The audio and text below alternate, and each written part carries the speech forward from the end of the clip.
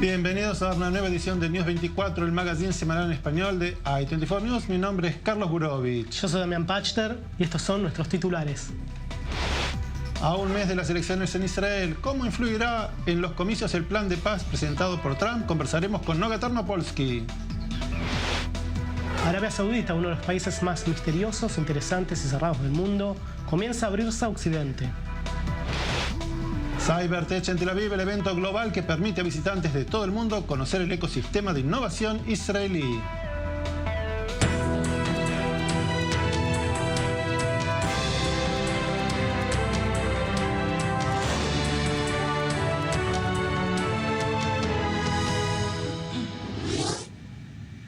Charles, estamos a menos de un mes de las elecciones generales en Israel, la tercera ronda en menos de un año, y i24 News en conjunto con el periódico Israel Hayom ha realizado una serie de encuestas y estos son los resultados obtenidos a las preguntas realizadas al público. Si las elecciones se hubieran llevado a cabo el 6 de febrero, este sería el resultado de la votación. El partido Azul y Blanco, 36 bancas, el partido Likud de Benjamín Netanyahu, 34, la lista Árabe Unida, 13 bancas, la lista Laborismo Gesher Meretz y el partido de derecha Yemina, 8 bancas cada uno. Los partidos religiosos Shas y los ortodoxos, 15 bancas entre ambos. Y el partido de Víctor Lieberman, Israel Beiteinu, 6 bancas. ¿Cómo quedarían conformados los bloques en la Knesset cuando se necesitan 61 bancas como mínimo para poder formar gobierno? El bloque de partidos de derecha y los partidos religiosos tendrían 57 bancas. El partido Israel Beiteinu de Víctor Lieberman, 6 bancas. Los partidos de centro-izquierda, 44 bancas, y la lista Árabe Unida, 13 bancas. ¿Debería Israel aceptar el plan de paz de Trump en su totalidad? Un 35% dice que Israel debería aceptar, un 31% que no, y un 34% no sabe. ¿Israel debería anexar el Valle del Jordán y partes de Cisjordania? Y si lo hiciera, ¿debería ser antes o después de las elecciones? Veamos lo que la gente comentó. 32% apoya la anexión de esa región antes de las elecciones y solo un 23% después de las mismas. Quiere decir que no hay un acuerdo total. La próxima pregunta es... No, y hay un 20% que se opone totalmente a las elecciones y hay un 25% que no tiene idea si eso es bueno, es malo, antes, después o cuando haya que hacerlo. Damián, a un mes de las elecciones vemos que las preguntas que se han hecho muestran que la sociedad israelí sigue estando más o menos manteniendo la misma posición que en las elecciones que hubo en septiembre y las que hubo en abril. Así es.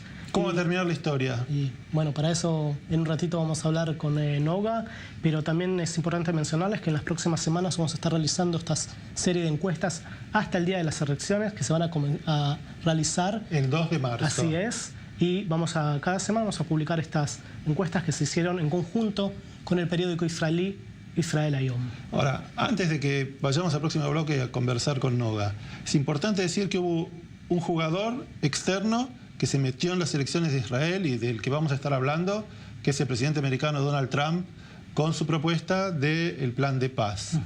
Y entre las cosas que vamos a conversar va a ser qué influencia tiene, tuvo o tendrá a la hora de que la gente tenga que elegir si es el plan de paz lo que más le importa, si son las causas en las que Netanyahu está imputado lo que más le importa, o si economía, seguridad, educación y el resto de las cosas que normalmente importan a la sociedad son lo que prevalece. Y precisamente para hablar de esas cosas ya está sentada en nuestros estudios Noga Tarnopolsky. Con ella vamos a hablar, analizar y tratar de entender un poco mejor hacia dónde va Israel en esta tercera ronda de elecciones en menos de un año. Ya seguimos con más News 24 en español.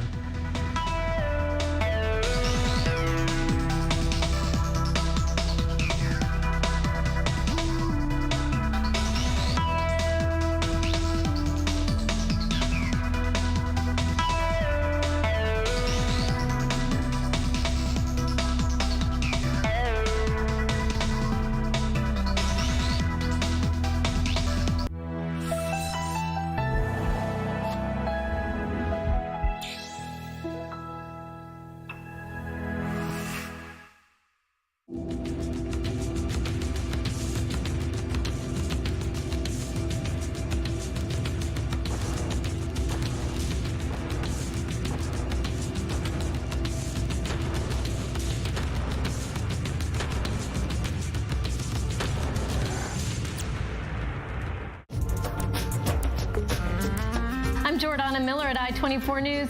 Join me for the Holy Land Uncovered, a look at this remarkable land filled with so much faith and history and archaeology. Watch Holy Land Uncovered. Only on I-24 News.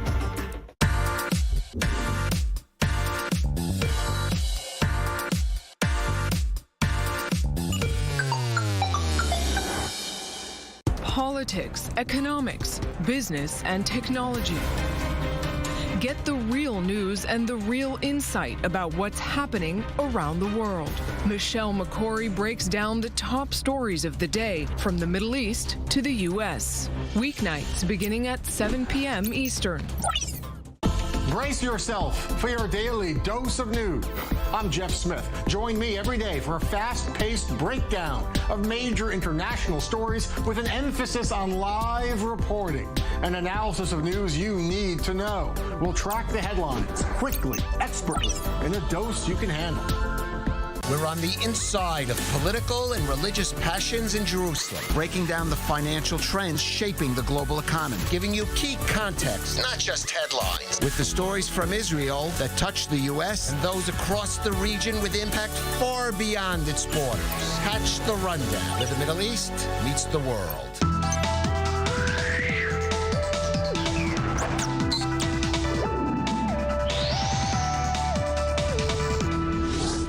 Gracias por ser con nosotros. Están viendo News 24 en español y las elecciones.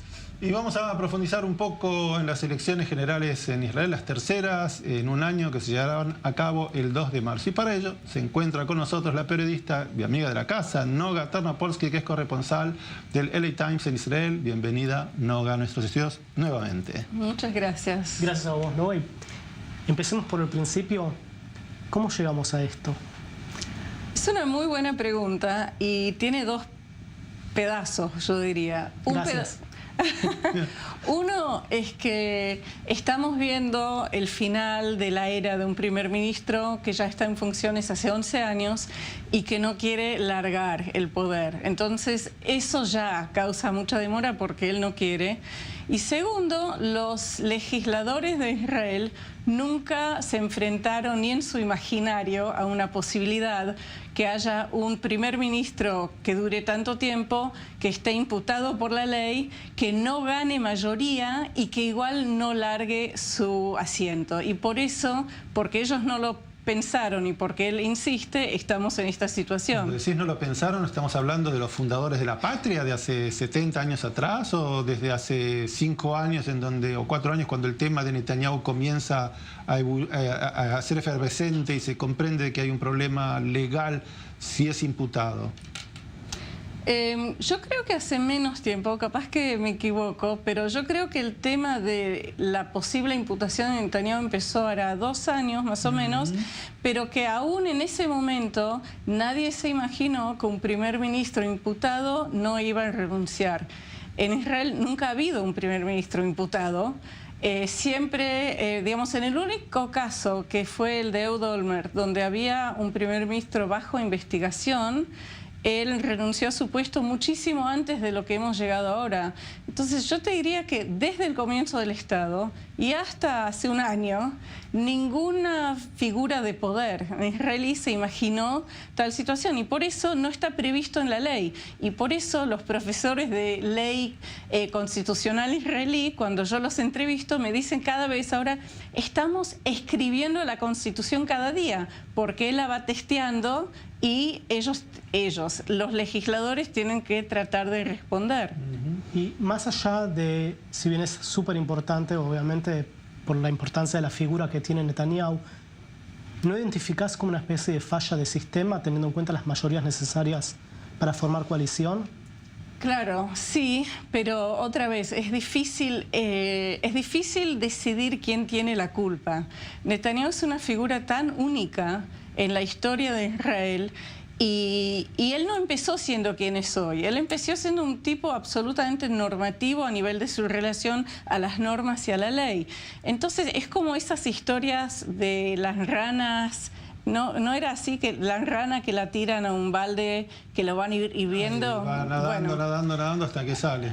Entonces es algo así. en los últimos 10 años, muy despacito, Netanyahu se fue convirtiendo en un tipo que empuja la ley, no la respeta, y la ley no fue reaccionando tan rápido como tendría que haber reaccionado. Entonces, claro, hay un fracaso del sistema, también hay un abuso del sistema, es difícil decir cuál viene antes. Cuando comenzamos en la segunda ronda, nos preguntamos si iba a haber una tercera ronda. La pregunta que yo me hago ahora es, en base a las encuestas que estuvimos viendo, la situación en la sociedad israelí no ha cambiado fundamentalmente. La paridad se mantiene. ¿Qué va a cambiar en esta tercera vuelta que impida que haya una cuarta vuelta y que sigamos así ad infinitum? Bueno, nada es ad infinitum. Pero... No, digamos, yo creo que han habido cambios y que es cierto que no hemos llegado todavía. Las últimas 2 elecciones no nos trajeron a una decisión que nos dio un nuevo gobierno. Pero han habido cambios y yo creo que vamos a seguir viendo los mismos trends, que es que el Likud gana menos votos, que hay más fracturación y que Benny Gantz va acumulando más poder. Esas son las líneas generales y yo supongo que es lo que vamos a seguir viendo. Yo tengo mucho escepticismo con, no la encuesta de ustedes, sino todas las encuestas, que en Israel se hace casi como una industria diaria y por ende por teléfono, no tan seriamente. Y yo creo que si lo miramos a Netanyahu, su conducta hasta el día de hoy, en la última semana, vemos un tipo que tiene mucho temor. ¿En qué lo expresa? Bueno, por ejemplo, en esta payasada, que no hay otro nombre, de mentir al pueblo de Israel que él puede anexar territorio, después mentir otra vez cuando admite que él necesita la autorización norteamericana para llegar a eso, cuando la ley israelí se lo prohíbe. La ley de Israel no permite que un primer ministro en función, no elegido, cambie las fronteras fijas del país. Vos te estás refiriendo a el plan de paz, este pequeño manual que ha presentado el gobierno de Trump. ¿No es cierto, Damián? Así es. Hace semanas atrás, volvamos un poquito para atrás. 2 pasos para atrás. La administración Trump presentó su llamado Acuerdo del Siglo, con importantes guiños hacia la administración de Netanyahu. Hay que también decir que los palestinos no fueron consultados para esto, no formaron parte del acuerdo y prácticamente lo que este acuerdo dice es que Estados Unidos e Israel van a realizar en conjunto una serie de pasos y a los palestinos se les da un periodo de 4 años para analizar la propuesta.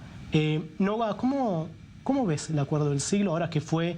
ahora que está sobre la mesa. Está sobre la mesa, pero vos estás siguiendo esto hace muchísimo tiempo, sobre todo la administración estadounidense. Sos una de las personas que más sabe del tema y estoy muy interesado en que me cuentes los detalles de lo que... el entre líneas del acuerdo. Bueno, primero gracias. Primero quiero simplemente notar que no se llama un plan de paz. Según la administración de Trump, se llama paz a prosperidad, creo que una visión para mejorar las vidas de los israelíes y de los palestinos. Y no hay que leer mucho entre las líneas para darse cuenta que no es un plan, que lo que contiene no son mapas. De hecho, se publicaron mapas. La Casa Blanca publicó mapas y ayer el yerno del presidente, Kushner, anunció que ahora necesitan unos meses para llegar a dibujar los planos. Es decir, esto fue presentado más o menos como un chico que presenta un examen a la maestra cuando no estudió, después no durmió toda la noche y lo tira en la mesa. Creo que eso es lo que estamos viendo. Estamos viendo un caos tanto en el gobierno israelí como en el gobierno norteamericano. Y si nos preguntamos cómo llegamos a eso, 3 años de labor supuestamente, y llegamos a algo que no pretende ser un plan, que un parte de esta boda ni lo vio, y que los que sí lo vieron no saben qué dice, creo que llegamos bastante fácil a la conclusión de que Trump lo anunció cuando le convenía a él a nivel electoral. Hizo un gran anuncio en la Casa Blanca invitando a los líderes evangelistas que él necesita su apoyo para la elección de este año, y creo que fue en un muy mal momento para él en el proceso del impeachment, y creo que si lo miramos como un documento casi interno norteamericano, ahí empezamos a entender la cosa. Hay otra persona que viajó a Estados Unidos, no necesariamente no con Netanyahu, pero unas horas después llegó. Estamos hablando de Benny Gantz, el jefe del Partido Azul y Blanco. Se reunió con Trump para recibir los detalles del acuerdo del siglo. Y Nova, quiero preguntarte, una vez que fue presentado el acuerdo, Benny Gantz dio una conferencia y por lo menos de lo que yo comprendí, no se nota mucha diferencia respecto a la forma en la cual el Partido Azul y Blanco ve a la administración estadounidense, comparándolo con el Likud. A mí me sonó prácticamente igual. ¿A vos cómo te sonó? ¿Notaste alguna diferencia específica entre Gantz y Netanyahu con respecto al plan de paz? No muy notable, pero creo que hubo una diferencia a la cual deberíamos prestar atención. Los dos líderes dijeron esto es muy bueno para Israel. Sin entrar en mucho detalle, lo aceptamos, lo amamos.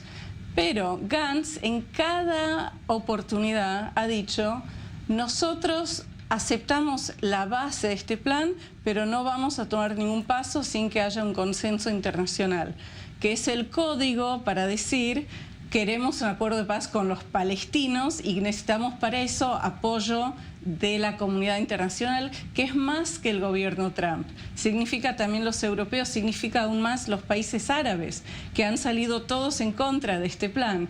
Entonces, lo que vemos en Gantz es un tipo que quiere decir, sí, yo estoy ahí con ustedes, pero lo hace de una forma más cautelosa y más de convención, yo diría, diplomática tradicional. Tenemos tercera vuelta de elecciones y vimos que en las primeras dos, algo que mencionaste antes, que Netanyahu hace muchos años que está en el poder, que ganaba con facilidad, solamente su apariencia, su presencia era la que acumulaba los votos. Y en las últimas dos elecciones no le fue tan fácil. ¿Ves errores que haya cometido en la primera y la segunda y ahora a la tercera vuelta que haga una diferencia? O sea, ¿vos ves que que Netanyahu pueda con su capacidad política hacer un viraje y que haya un cambio, o vamos rumbo más de lo mismo? Mira, no es imposible que haya una cuarta ronda. Yo no creo que va a pasar, pero no puedo decir que es imposible.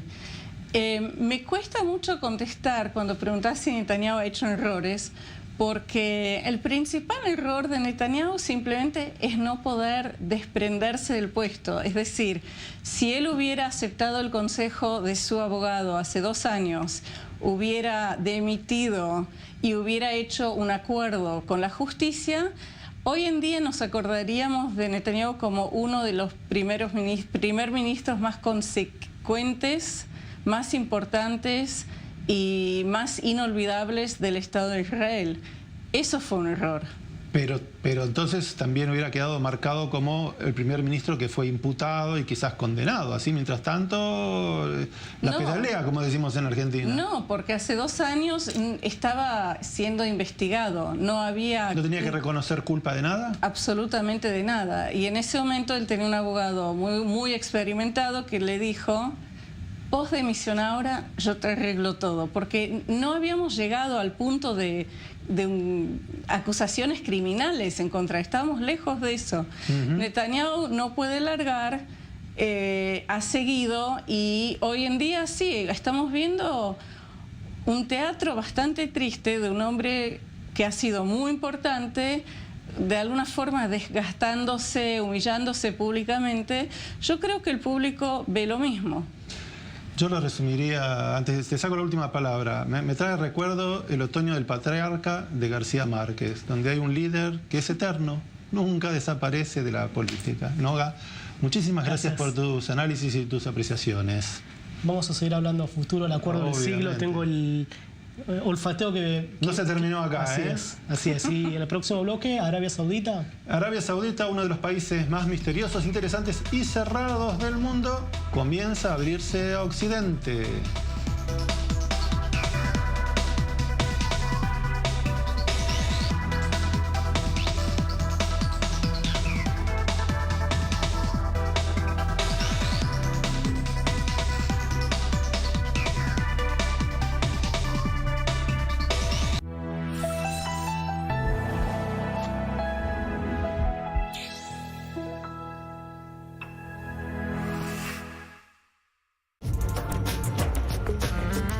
I'm Jordana Miller at I-24 News.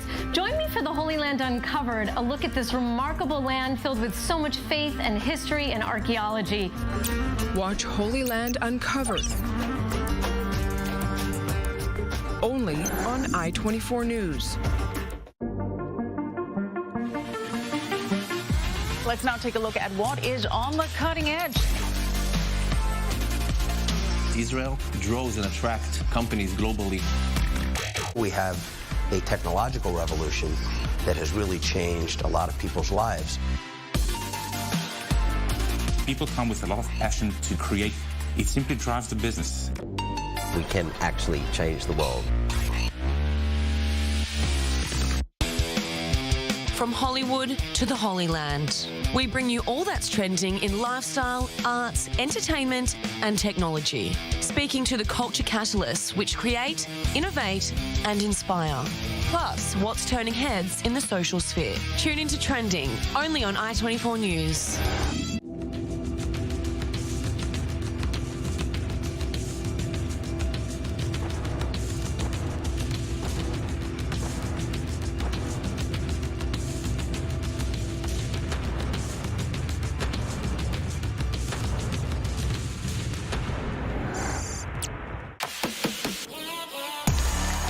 You're stuck between a rock and a hard place. One of the key issues in this election is women's rights. Sometimes the best gifts come in the ugliest packages. You don't grow without dips and valleys. If it's always like that, then how do you ever learn? Well, I think the world has changed. Israel's going to have that leading edge.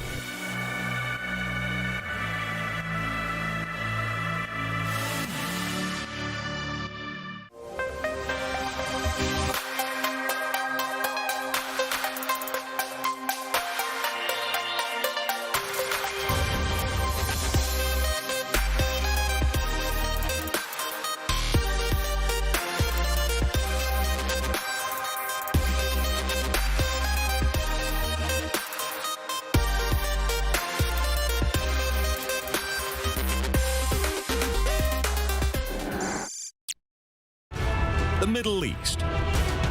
I-24 News is a witness. Our journalists live and breathe there every day. Get all the latest global news from our studios in Tel Aviv, New York, Washington, and Paris.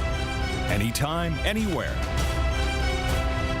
Download the I-24 News app, available on Roku, Amazon Fire, Apple, and Google stores. I-24 News, see beyond.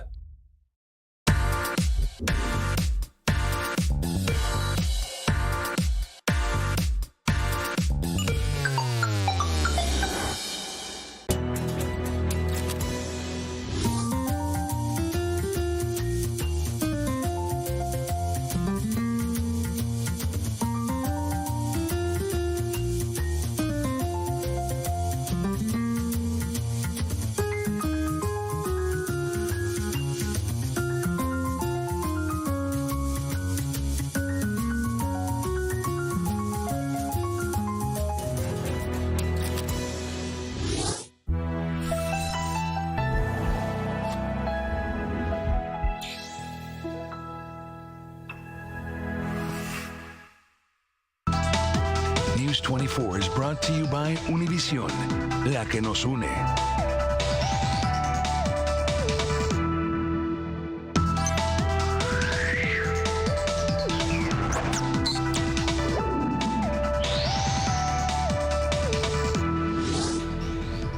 Gracias por seguir con nosotros. Están viendo News 24 en español. Cuando vemos peregrinos en la Meca, automáticamente sabemos que están en Arabia Saudita, un país cerrado a Occidente y del que no conocemos mucho. Partidos de fútbol con Messi, Benzema y Griezmann, festivales musicales para la juventud y mujeres al volante son algunas de las reformas llevadas adelante por el heredero del trono Mohammed bin Salman, MBS. Nuestro colega Enrique Zimmerman estuvo en Arabia Saudita y este es su informe. Well, I would like to welcome all of you in Saudi Arabia. It's amazing. Nowadays they change a lot.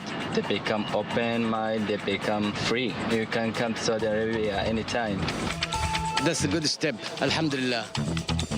People, they have a chance to come and see the real Saudi Arabia. I'm so happy. And you, what do you think? Yes, very happy. I'm very happy. Arabia Saudita es uno de los países más misteriosos, interesantes y cerrados del mundo. Esto era así hasta hace unos meses atrás. Los únicos turistas que tenían permitido llegar eran peregrinos que iban a rezar a las ciudades de la Meca y Medina, las dos ciudades más santas para los musulmanes. Pero ahora nos encontramos al inicio de una nueva era. Arabia Saudita comienza a abrirse a Occidente. We see there is a new atmosphere here, for instance, with visas for tourists coming from all over the world. How do you see this fact? That's the best thing. They are welcome. They want them to come and see our country and to know everything about our country. They are more than welcome. Y como pueden ver, Arabia Saudita no es solo desierto y camellos. We have a lot of festivals nowadays, Riyadh season, Jeddah season, a lot of activities. I think it's a really big change and something beautiful. Maya, de 24 años, es originaria de Serbia y trabaja como azafata en la aerolínea saudita. Vive en Jeddah en un complejo edilicio con otras 100 azafatas.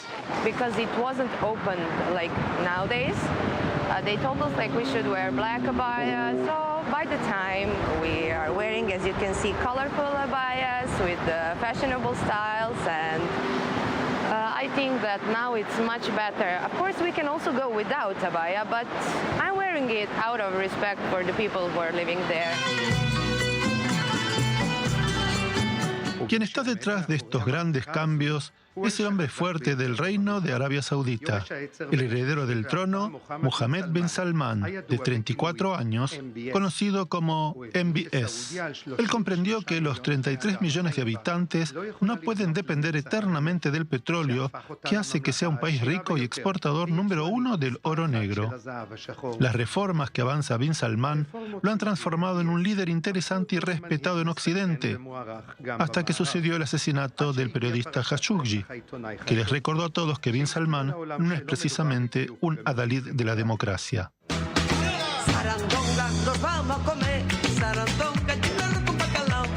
Como parte de los cambios, recientemente partidos de fútbol y carreras de Fórmula 1 se transformaron en un gran atractivo para los turistas, a tal punto que los sauditas pagaron 120 millones de euros por 2 temporadas para ser la sede de la Supercopa de España.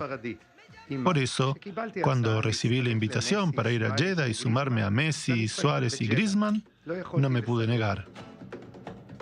Los directivos de estos equipos dijeron que deseaban dar un mensaje de apoyo a las reformas que tienen lugar en Arabia Saudita. Esto se expresó claramente, ya que por primera vez mujeres pudieron ver los partidos. Arabia Saudí es un país que, como bien sabes, está lleno de barreras y a nivel internacional muy cerrado. El hecho de que el Barça juegue la Supercopa allí es un altavoz, es una responsabilidad. Why do you think the government is bringing sport events to Saudi Arabia?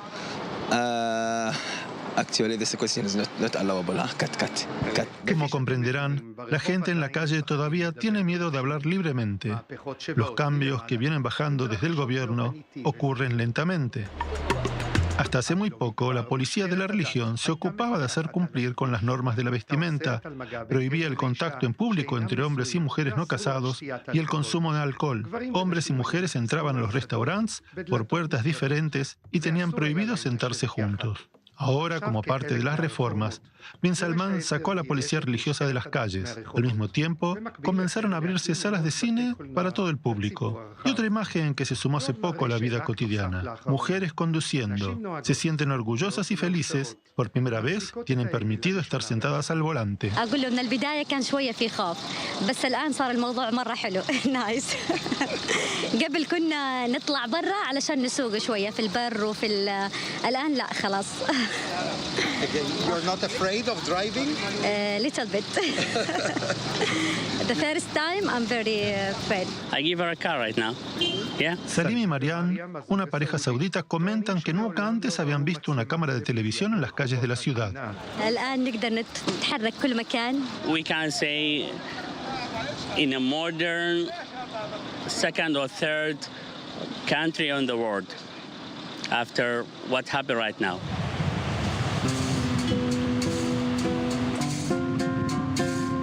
Paseando por la Rambla se pueden observar diferentes tipos de galavías, cada una acorde al nivel de religiosidad de quien las porta.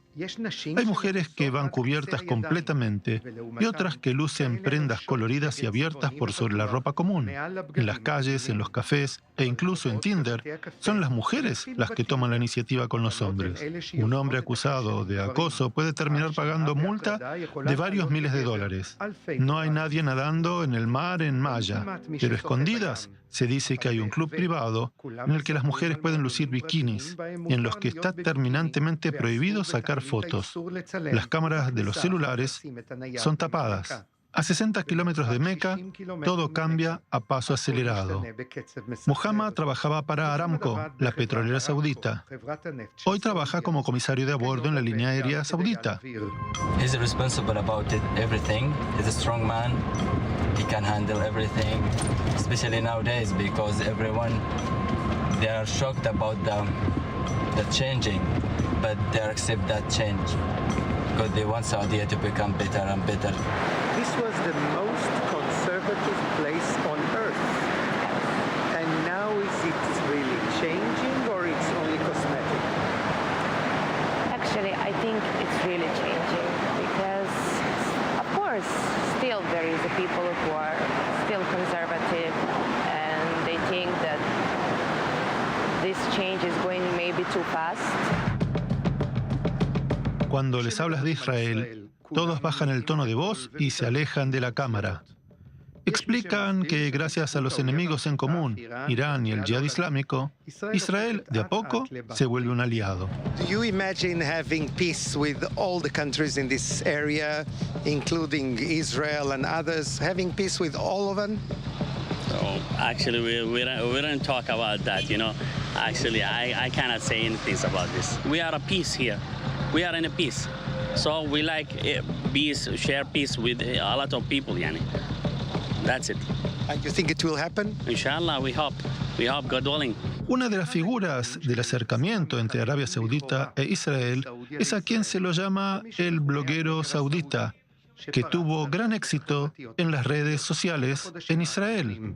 I love Israel, and I wish if is there a diplomatic relationship between our country and Israel, we have a lot to do to make our Middle East greater than ever. Muhammad escribe post en hebreo y no queda muy claro quién está detrás de él. Pero quizás sea la golondrina que anuncia el arribo de una nueva era. Arabia Saudita 2020 parece seguir siendo un reino cerrado y conservador en el que alguien pulsó el botón del salto al futuro. Y la pregunta es, si de ese salto no hay retorno. How will your country look in 10 years' time, in your opinion? It will be perfect. It will be amazing, hopefully, inshallah. We hope, it will be good future, inshallah. Se va abriendo. Se va abriendo, qué interesante. Y en el próximo bloque, Cybertech en Tel Aviv, el evento global que permite a visitantes de todo el mundo conocer el ecosistema de innovación israelí.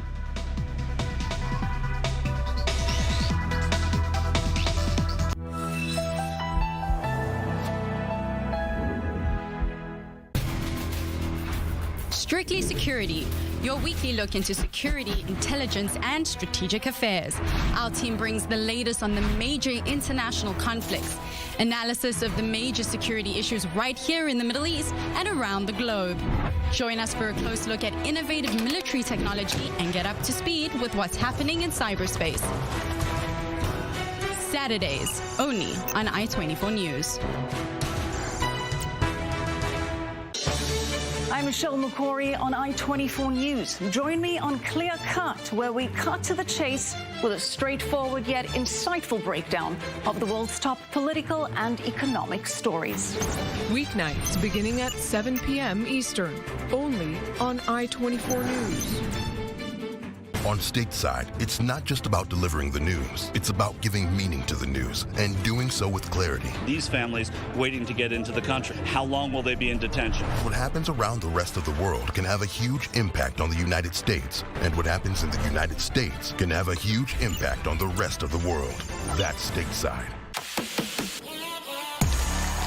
You're stuck between a rock and a hard place. One of the key issues in this election is women's rights. Sometimes the best gifts come in the ugliest packages. You don't grow without dips and valleys. If it's always like that, then how do you ever learn? Well, I think the world has changed. Israel is going to have that leading edge.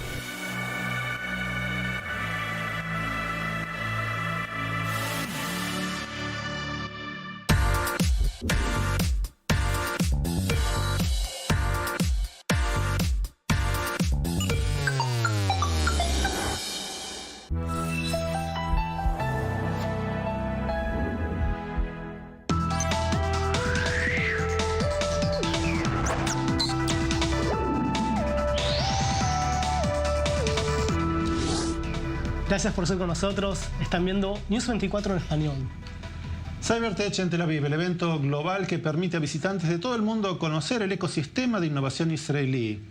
Durante el evento, empresas presentan sus productos y además hay paneles con diversos contenidos. Inteligencia artificial, Big Data, Cyberattacks, Deepfake y otros temas son tratados y evaluados por los participantes. Y para explicarnos la dimensión que tiene este evento tanto en Israel como a nivel global, está en nuestros estudios Daniela Malki, gerente de Cybertech Tel Aviv. Daniela, gracias por estar con nosotros. Gracias por la invitación. Somos 3 argentinos en la mesa, así que cuidado. Ahí está. Bueno, ahora vamos a hacer, primero, directora de Cybertech. Exactamente. Ahí está. Como directora, explícanos qué es, quién viene, qué dimensión tiene este encuentro, el que yo atendí, me resultó extraordinario. Gracias. Primero, gracias por participar. Cybertech Tel Aviv es la 7ª vez que estuve en Israel y vamos creciendo cada año, gracias a Dios. Este año hubo más de 18.000 personas.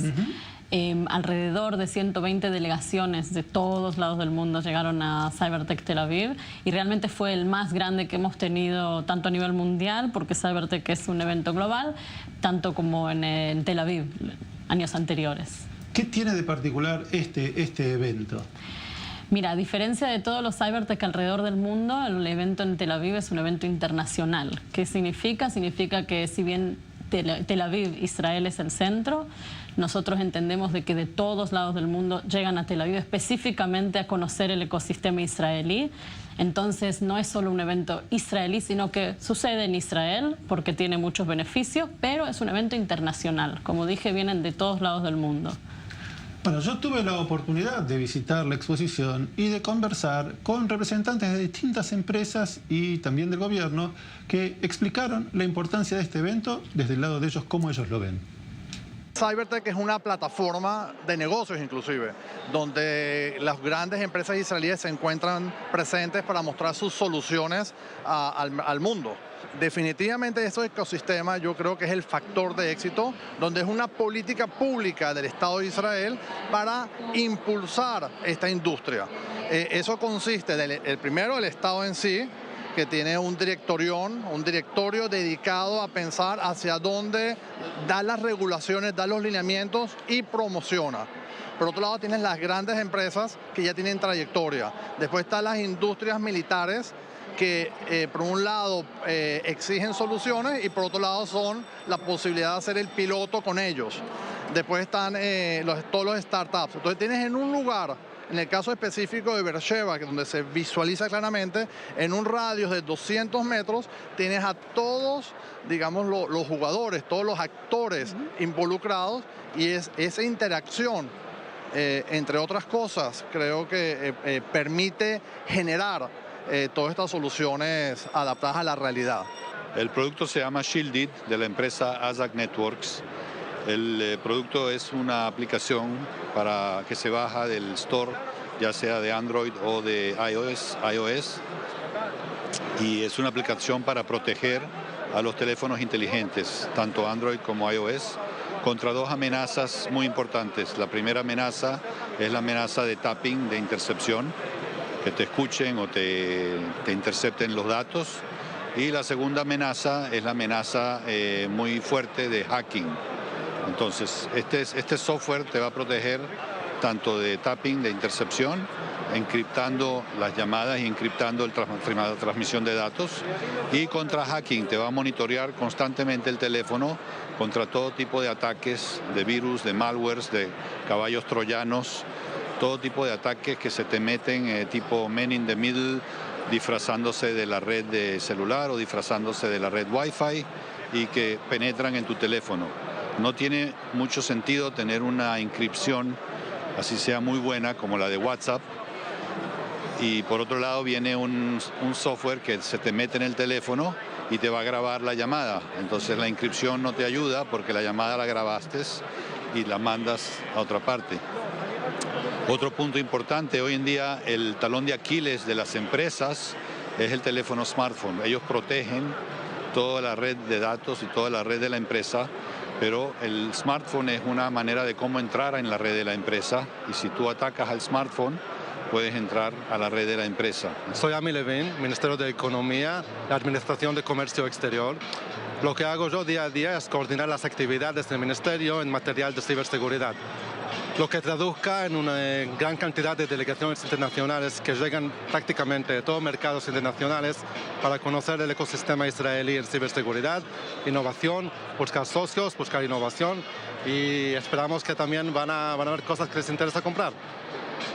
En la actividad que vos desarrollás, los países latinoamericanos, ¿qué lugar ocupan? Cada vez más importante. Representados aquí están representantes de Brasil, de México, de Chile y países centroamericanos, todos visitando no es su primera vez, y creo que esas relaciones van creciendo en manera bastante interesante. En nivel de gobierno también vamos fomentando estas relaciones, en nivel de ofrecer capacidades y compartir prácticas con gobiernos de esta región. Viste, Damián, es impresionante la cantidad de gente y la cantidad de temáticas que se han visto en esta exposición. ¿Te arrepentís de no haber estudiado? Yo lo único que sé programar es Enter, se hace el Enter. Daniela, tuvimos la oportunidad de verte en un momento en donde había unos paneles con participantes destacadísimos que han venido de distintos lugares del mundo. ¿Qué contenidos se hablaban en esos paneles? ¿Cuáles son los temas trend que hoy marcan la agenda y los que vendrán en el futuro?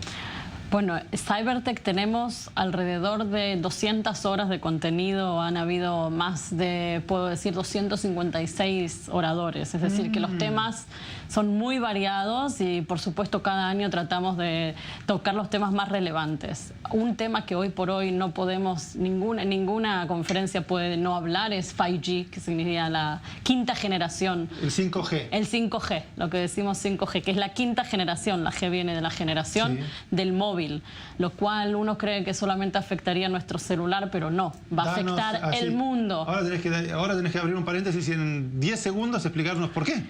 ¿Por qué, por ejemplo, las cosas que haríamos que nos llevan 1 segundo, 3 segundos hacerlas no van a llevar tiempo? Ejemplo, otra situación puede ser, imagínense andando ahora en la ruta y todo va a estar conectado, pero a manera tal, hoy por ejemplo, cuando el Waze nos dice dobla a la izquierda o hay un cartel, el cartel no está conectado a nosotros.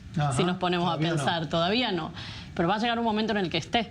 Entonces todo va a estar conectado, todo va a hablar con todo. Hoy por hoy las cosas no hablan entre sí. Solo estamos empezando recién a ver un poquitito de lo que es... ¿Es un tema que han tratado en esta conferencia CyberTech? En este tema hubo casi 13 funcionarios del Ministerio de Comunicaciones de alrededor del mundo que vinieron a platicar exactamente sobre este tema y cómo afecta a nivel global. Eso, por ejemplo, fue un tema muy... ¿Y otro tema que sería el más importante? AI, podemos decir que es la inteligencia artificial, que la han platicado, tiene muchísimas variantes, podríamos decir. Va a cambiar el mundo entero. La salud nuestra, por ejemplo, el no depender tanto del ojo humano para encontrar o no encontrar. Por ejemplo, tuvimos una investigación que han hecho sobre CTs, que son computarizadas. Computarizado. Exacto, algo computarizado que nos están viendo. Por ejemplo, metieron un device que es así chiquitito en una computadora y el doctor ese día de repente veía que todos los CTs que hacía tenían un tumor. Y no podía entender por qué, y luego entendieron de que fue algo planeado por una universidad de Ben Gurion, la cual hizo eso para entender de que realmente eso puede llegar a pasar. Por ejemplo. Bueno, tomografía computada, ahí me salió, no me salía. Yo sé que me estoy poniendo un poco viejo y me pongo el pesimista a la mesa, pero Daniela y Carlos, ustedes dos vieron Terminator 2. Cuando se toca la parte de Skynet, así es como empieza. Así es como empieza. Bueno. Hay quienes se ocupan de desarrollar esos elementos. En la ciudad de Beersheba se ha creado un parque tecnológico llamado Gaviam. Camila Rosero nos habló del presente y del futuro de este polo de innovación en el sur de Israel. Mi nombre es Camila, soy originaria de Uruguay, llegué a Israel hace 7 años y hoy en día estoy en la Universidad de Ben Gurion, Ingeniería Biomédica. Llegué acá, estoy en este evento para hablar un poco sobre Gaviam en el Negev, sobre lo que es, de qué se trata el proyecto y cuál es la idea, a dónde se quiere llegar. Realmente Gaviam es un proyecto relativamente nuevo que nació es un proyecto junto con la Universidad de Ben Gurion y la ciudad de Beersheba, que juntos la idea es realmente llegar a crear en Beersheba un ambiente de high-tech muy grande y también transformar en Beersheba la ciudad cyber de Israel. Ese es uno de los grandes proyectos que tienen. Otro que también están en el programa es el IDF, que es el ejército de Israel. También están en un proceso de traer a la parte tecnológica del ejército, traerlo acá. También están construyendo sus oficinas al lado de Gaviam. Entonces realmente la idea están construyendo un ecosistema que es la universidad en un lado, que tiene más de 20.000 estudiantes, donde la mitad son de maestrías y hacen doctorados.